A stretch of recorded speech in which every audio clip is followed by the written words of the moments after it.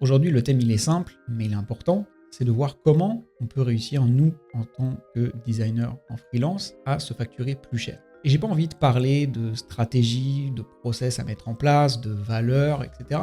Je veux vraiment parler de ce qui fait, par essence, qu'on va pouvoir se facturer plus cher parce que notre client, nos clients ou nos prospects vont être convaincus qu'on vaut plus cher que nos concurrents. Et c'est pas si simple. C'est une conversation que j'ai assez régulièrement avec beaucoup de gens sur les réseaux, où généralement on pense que meilleur on est dans notre travail, plus la qualité de notre travail est importante, est élevée, plus on est en mesure de facturer cher, parce que nos clients vont reconnaître la qualité supérieure de notre travail, et donc ça va leur paraître juste de dépenser plus pour ce livrable. Et c'est loin d'être le cas en réalité. Et c'est sur ces aspects-là que je veux revenir aujourd'hui. Donc le premier point pour se facturer plus cher, c'est déjà d'augmenter ses compétences. Et quand je dis augmenter ses compétences, c'est pas devenir meilleur dans un domaine particulier, mais c'est au contraire élargir son éventail de compétences. C'est-à-dire être capable d'offrir plus pour un même niveau de prestation. Je vais prendre un exemple concret. Si vous êtes designer et que vous voulez travailler sur une mission de conception de site web, mais que justement votre domaine c'est seulement la conception et rien d'autre. Votre prospect que vous avez en face, qui va vous parler de son projet, si vous lui dites que vous vous occupez simplement de la conception et rien d'autre, c'est-à-dire que vous allez lui livrer des maquettes sous Figma et rien d'autre, ça veut dire qu'à côté de ça, il doit trouver un autre freelance, un autre prestataire pour s'occuper du copywriting, un autre prestataire pour s'occuper de l'intégration, du SEO, etc., etc. Ça veut dire que plus vous êtes en mesure d'élargir votre éventail de compétences, donc dans ce cas-là, de pas seulement proposer le design, mais aussi proposer le copywriting, potentiellement d'autres choses, plus vous allez économiser à votre prospect l'effort de devoir gérer d'autres prestataires, de devoir gérer des frictions, de la communication entre prestataires, et ça a une valeur. Travailler avec plusieurs prestataires, ça représente du temps pour votre client, et ça représente un risque. Si vous lui enlevez le temps et le risque, en lui proposant de passer par une seule personne pour plusieurs compétences, ça a une valeur qui est importante pour lui. Donc ça va faire augmenter la valeur perçue de votre offre, de votre profil, de votre prestation, et vous allez être en mesure de facturer plus cher pour ça. L'avantage aussi de ça, c'est que vous n'êtes même pas obligé vous-même de maîtriser ces nouvelles compétences. On parle juste de proposer ces compétences-là à votre client. Ça veut dire que vous pouvez très bien vous-même les sous-traiter et gérer la coordination entre plusieurs prestataires. Si vous voulez vraiment vous occuper que du design, mais offrir à vos prospects des prestations de design plus intégration, plus copywriting, rien ne vous empêche de vous occuper, vous, du design et d'avoir des prestataires qui vont faire l'intégration et le copywriting. Et du côté de votre client, c'est transparent. Donc élargir son champ de compétences, son éventail de compétences, c'est le premier point pour permettre de se facturer plus cher et c'est sûrement le plus évident. Le deuxième point, ça va être augmenter votre crédibilité. Donc là, évidemment, augmenter la crédibilité, on va penser preuve sociale. Mais quand je fais référence à ça, c'est pas uniquement la preuve sociale. Et je me réfère pas au levier psychologique de la preuve sociale qui fait que, en tant qu'être humain, on va être tendance à attirer ou rassurer par le fait que d'autres personnes auxquelles on va s'identifier ont aussi apprécié cette prestation.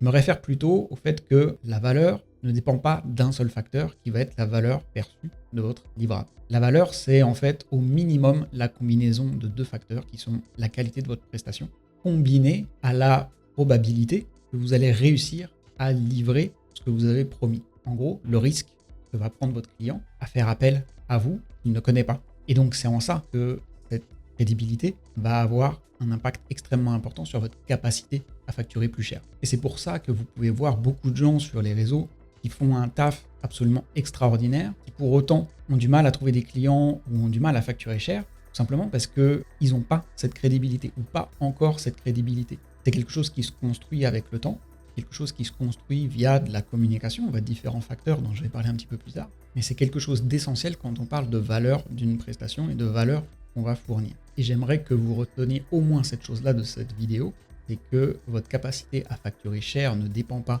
uniquement de la qualité de votre travail, mais aussi de votre crédibilité, c'est-à-dire qu'il y a un risque extrêmement faible que vous ne soyez pas en capacité de livrer ce que vous avez promis. Et donc c'est là que la preuve sociale entre en jeu, parce que la preuve sociale est un élément qui va vous permettre de prouver que la promesse que vous faites, vous êtes en capacité de la tenir, mais pas seulement. C'est aussi le nombre de projets sur lesquels vous avez travaillé dans le passé, c'est aussi un élément très important. Si vous avez gagné des awards, c'est aussi un élément important. Si vous participez à des concours, c'est aussi des éléments importants. Ce qu'il faut ici, c'est montrer que vous connaissez le sujet, montrer que vous avez déjà mis en pratique ce que vous dites un nombre important de fois et que les gens avec qui vous avez travaillé confirment qu'ils ont bien reçu le résultat qui était attendu. Dans cet aspect de crédibilité associé plus ou moins à la preuve sociale, négligez pas l'aspect quantité par rapport aux avis et aux notes que vous pouvez recevoir. Surtout si vous travaillez sur des plateformes type Malte, la quantité de projets que vous avez réalisés est extrêmement importante. J'ai toujours tendance à nous comparer dans ce cas-là à un produit sur Amazon. Si vous avez deux produits similaires et au même prix, mais que vous avez un produit A qui a une note de 5 sur seulement 10 avis et un produit B qui a une note de 4,7 sur 2000 avis, on va tous choisir le produit B qui a une note un petit peu inférieure, mais qui a été beaucoup plus éprouvé en termes de quantité de personnes qui l'ont utilisé. Donc ne négligez pas la quantité. Oui, la qualité de vos avis, la qualité des retours que vous allez recevoir est importante, mais il y a aussi un facteur de quantité qui va rentrer en jeu. Et donc ça se fait avec le temps. C'est très difficile évidemment à obtenir au début. Il faut être patient par rapport à ça, mais c'est quelque chose qui va être très efficace. Donc premier point, augmenter ses compétences. Deuxième point, augmenter sa crédibilité. Et troisième point qui va vous permettre de vous facturer plus cher, c'est d'aller au-delà de votre rôle, de quitter le rôle de simple exécutant et de voir au-delà de votre mission et de comprendre le système global de votre client et comment vous allez intervenir dans ce système global pour régler son problème.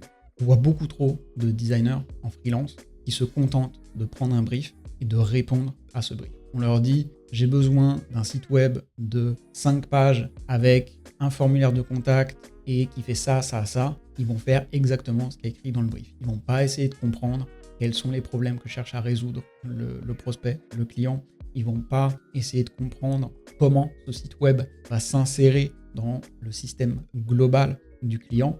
Ils font juste ce qu'on leur demande de faire et rien de plus.